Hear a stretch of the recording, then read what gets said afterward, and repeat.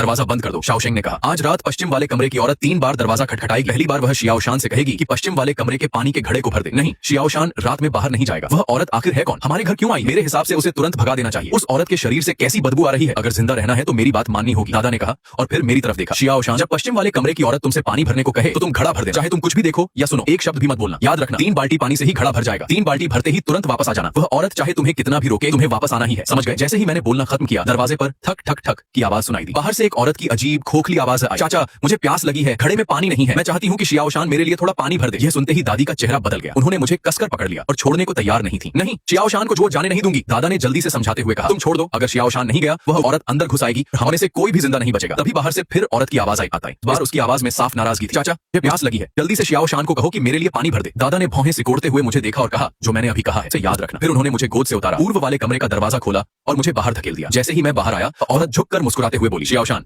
तुम कितने साल के हो? जब वह यह बोल रही थी, उसके शरीर से एक अजीब और बदबूदार गंध आ रही थी।